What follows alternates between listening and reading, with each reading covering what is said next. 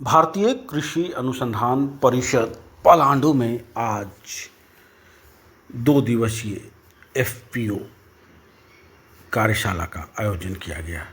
इस कार्यशाला सह प्रदर्शनी में कई तरह के वैरायटी के चीज़ों का प्रदर्शनी भी लगाया गया। मशरूम, आम, सोयाबीन, परवल और चीकू जैसे सामग्रियां यहाँ लगाई गई थी। आईसीआर बीज उत्पादन के लिए जाना जाता है और यहाँ पे रिसर्च होते हैं। वैज्ञानिक यहाँ विभिन्न तरह के रिसर्च करते हैं और इसका सीधा लाभ यहाँ के किसान ही न बल्कि बाहर के भी किसान लेते हैं।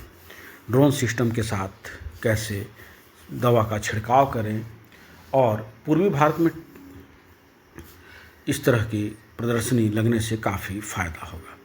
इस अवलोकन में कई विशिष्ट पदाधिकारी कृषि विभाग और पशुपालन विभाग से मौजूद रहे।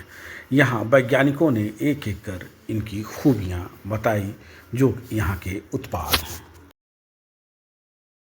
दीप प्रज्वलन से इसकी शुरुआत हुई और वशिष्ठ और विशिष्ट जनों ने दीप प्रज्वलित किया। यहाँ पे एफपीओ के संचालक और मंचाधीन अतिथियों ने काफ़ी रोचक और कई महत्वपूर्ण बातें लोगों को बताई। इस मौके पे कई अतिथियों ने मंचाधीन रहे। नाबार्ड के अधिकारी, बीएयू के डायरेक्टर, पशुपालन विभाग के सचिव और आईसीआर पलांडू के हेड मौजूद रहे। इन्होंने यहाँ की जो गाथा है वो भी लोगों से रूबरू कराया और एक एक कर वक्ताओं ने विशेषताएं बताई। इन विशेषताओं को आए हुए श्रोताओं ने ध्यानपूर्वक सुना और अपने खेतों में कैसे इसको प्रयोग करें इस पे गहन चर्चा हुई। यहाँ की कई ऐसी वैरायटियाँ हैं जो काफ़ी अच्छा उत्पादन देते हैं और इन उत्पादनों का लाभ किसान कैसे ले इस पे भी प्रदर्शनी के माध्यम से भी लोगों को बताया गया।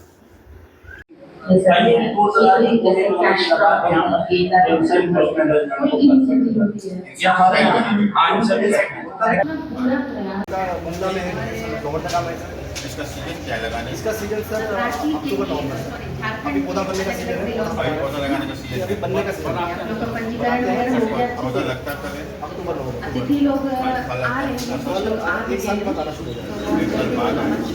परमानेंट पौधा अच्छा रहता है। एक सोयाबीन का सीजन है सर, इसको बिना एफपीओ के आप खेती बाड़ी का काम करते हैं। सोयाबीन अभी बारिश हो गई सर, 60 से 65 दिन में रेडी हो जाएगा काम करते हैं। रेड कंडीशन में। तो क्या तो ये लेकिन क्रॉप है सर, इसको फर्टिलाइजर भी बहुत कम चाहिए क्योंकि ऑटोमेटिकली नाइट्रोजन फिक्सेशन कर देता है सर। तो इसको प्रमोट किया जा रहा है। वैराइटीज हमारी लगभग 12 स्टेट में जा चुकी है। नाम नहीं लिया सर इसकी ब्रीडर है सर ये। ब्रीडर आप सोयाबीन अभी 2 वैरायटी आप उनकी रिलीज की है। तब पूरा फायदा मिलेगा ना। नए लोग डिमांड आ रही है, जुड़ रहे सप्लाई हैं, नहीं कर पा रहे हैं। उनको भी बार हम सप्लाई क्षेत्र में ये लोग केंद्र है तो आप जान ही रहे हैं कि बहुत सालों से आप लोगों की सेवा में तो वो अभी एक जो भी लाभ हो पाता है विजिट है यहाँ क्या क्या तकनीक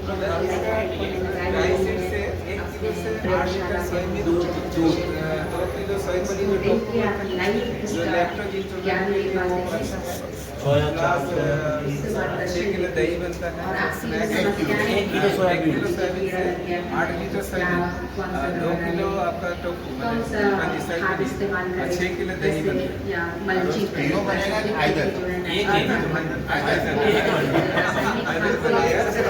अभी सर हमारा यहाँ से गया था लास्ट ईयर 7.5 टन आजकल तो रासायनिक उसको मतलब छोड़ा के अभी 30 रुपये किलो बिक रहा है और उसको बेंगलोर का एक 24 साल का लड़का 1000 का और उसको 2000 रुपये किलो बेच रहे हैं। एक छोटा छोटा पैकेट में 100 ग्राम इसी का दाना को रोस्ट करके बेच रहे हैं।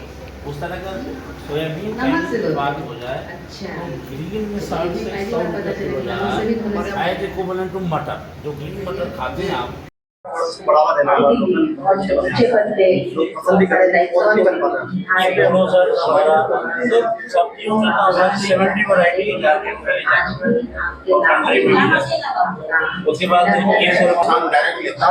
जो मैं बता रहा था उड़ीसा हम लोगों के लिए सौभाग्य का विषय को आप लोगों के बीच में साझा करेंगे। एफपीओ कैसे टिकाऊ बनने के क्या क्या कारक हैं, कौन कौन चीज़ को ध्यान में रखना है जिससे कि हमारे एफपीओ टिकाऊ हो सके। इसके अलावा बिरसा कृषि विश्वविद्यालय के बसंत डिवीजन के वो एफपीओ कैसे लिंकेज इस्टेब्लिश करे, क्या लाइसेंस सब एफपीओ को मिल सकता है, कैसे मिल सकता है, इसके बारे में बताएंगे। और यहाँ पर प्रधान एनजीओ के प्रतिनिधि भी हैं और एक और WCSF चैरिटी फाउंडेशन के भी जो ऑफिसर्स हैं, जो संचालक हैं, उनका भी मैं स्वागत करता हूं, जोहार बोलता हूं। साथ साथ हमारे जो राज्य सरकार क्या चाह रही है, क्या क्या करना है, जो आदेश है राज्य सरकार और केंद्र सरकार के द्वारा, उसका भी हम लोग जो है आज मंथन चिंतन करेंगे। और हमारे द्वारा जो हमारे आज के अतिथि हैं हमारे तिवारी सर, ये आपको बताएंगे कि राज्य सरकार के द्वारा योजनाएं क्या चल रही हैं और कैसे कैसे क्या होता है। मैं सर बताना चाहूँगा, आज हमारे विशिष्ट अतिथि आप हैं सर। इस केंद्र की जो स्थापना हुई 79 में हुई थी सर, और मुझे पता सर आप इस केंद्र को बहुत सम्मान देते हैं, मानते हैं, क्योंकि मेरे आए हुए तो अभी मुझे 1 साल पूरा होने वाला है, लेकिन मैं मिला बहुत लेट में आपसे, क्योंकि मैं नया था, बहुत ज़्यादा जानकारी नहीं थी। जाने के बाद 5-6 महीना बारिश हो रही, तो मैं जो देखा तो 79 में इसकी स्थापना हुई थी सर, ट्राइबल सब प्लान योजना के अंतर्गत। मतलब उस समय ये बागवानी, चाय बागवानी के रूप में थी। इसको गवर्नमेंट ऑफ झारखंड ही कहूँगा मैं, अब जो झारखंड में है, इन्होंने दिया इसको 1000 एकड़ ज़मीन दे करके हमारे जो है झारखंड के विकास के लिए ट्राइबल किसानों को कैसे आगे बढ़ाया जाए, विकास किया जाए नवीनतम तकनीकों से। ये पहला आपने मैंगो फेस्टिवल पर किया था, हमारे झारखंड के लिए बनाया गया था। आप हमारे मेला में जगह लेके इसको डिस्प्ले। तो वैसी वैरायटीज़ यहाँ पे विकसित की गई हैं कि जो बेमौसमी पैदावार देती हैं, उस पर आप किस तरह से आपने यहाँ विजिट किया, क्या कुछ देखा और क्या कुछ करना? नहीं, ये हॉर्टिकल्चर पर आधारित संस्थान है और ये संस्थान काफ़ी कुछ कर सकती है राज्य के लिए। और आज इनके कार्यक्रम में आमंत्रण पर हम आए हैं, बट हम उन संभावनाओं को देख सकते हैं, तलाश रहे हैं कि किस प्रकार झारखंड में सब्जी और फल फूल के उत्पादन में किसानों की आय बढ़ाने में इस संस्थान के साथ क्या अंडरस्टैंडिंग सरकार कर सकती है, क्या क्या विकल्प है, हम उस पर काम करेंगे। सोयाबीन की काफ़ी वैरायटी है। हाँ, इन्होंने भी दिखाया है सोयाबीन की काफ़ी वैरायटी है। और सोयाबीन के उत्पादन से न सिर्फ किसानों की आय बढ़ेगी, उसके माल न्यूट्रिशन का भी केयर, जब लोग उपजाते हैं थोड़ा बहुत खाने के लिए रखते हैं, तो जो चीज़ें हम कई स्टेजेस से गुजर के कर रहे हैं, अगर हम इसके लिए किसानों को प्रोत्साहित कर सकें, उनको तैयार कर सकें, तो शायद पोषण की समस्याओं का बड़ा समाधान हम खोज पाने में सफल हों। वो भी हमने देखा अभी परवल पटना, जो पटनिया परवल हम लोग बाजार में बोलते हैं, जो यहाँ उपज रहे हैं। अब मेरी जानकारी में ये बातें आई हैं, देखते हैं सरकार कैसे इन सब का उपयोग कर सकती है।